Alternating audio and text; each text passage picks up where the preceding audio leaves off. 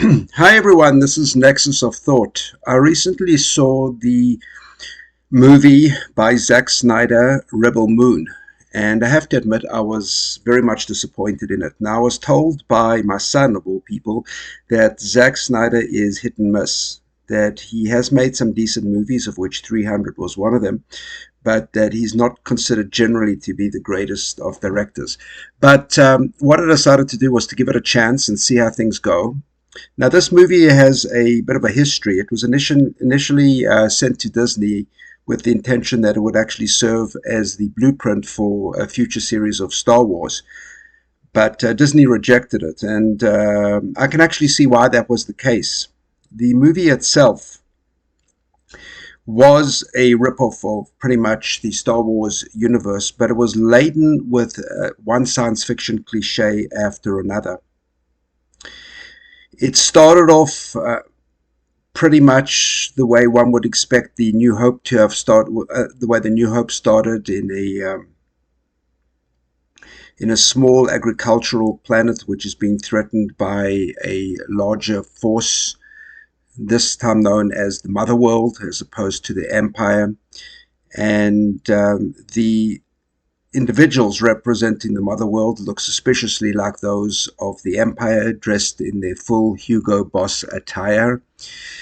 They demand from the people on this planet that they give over all their food to the Empire within a certain period of time. Of course, that is impossible for this small little planet, or at least the villagers of this planet, to do, because they simply just don't have enough production capabilities. And they are also in a somewhat of a semi, I wouldn't say feudal, but in a semi or pre-industrialized society, which is using somewhat less advanced methods of agricultural technology.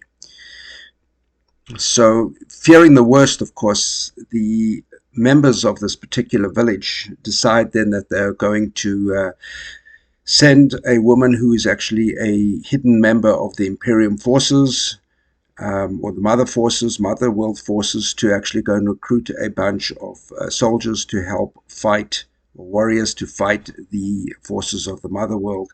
So what happens is the movie actually morphs from A New Hope into somewhat of the Seven Samurais.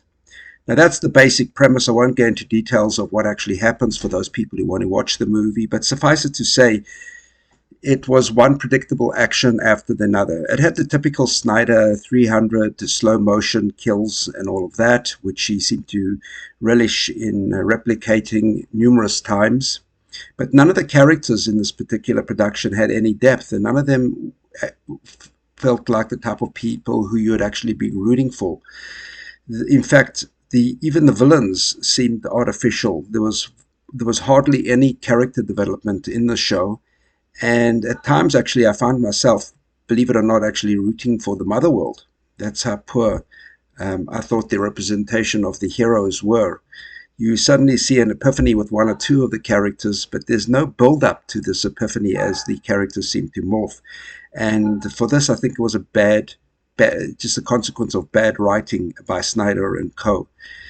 So, other than that, I can't see too many redeeming features about this movie. It didn't rise to what I thought it could have done. It tried to piggyback off the New Hope and other versions of Star Wars, and it didn't really offer a universe that was innovative at all.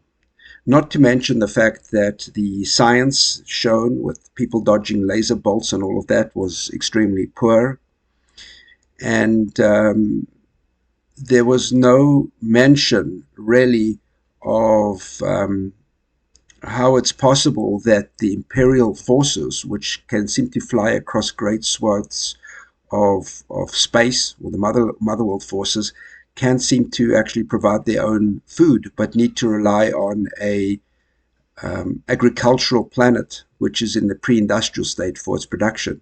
Sorry, that was my dog coming through on the back there. But that was the nature of the story. So I'm going to give it about a 4 out of 10, maybe possibly a 5 out of 10. But it's got a lot to ask for the show. Maybe they'll redeem it in the second part or with the uncut version. I'm not sure, but suffice it to say, it was a disappointment. Expecting more from you, Mr. Snyder.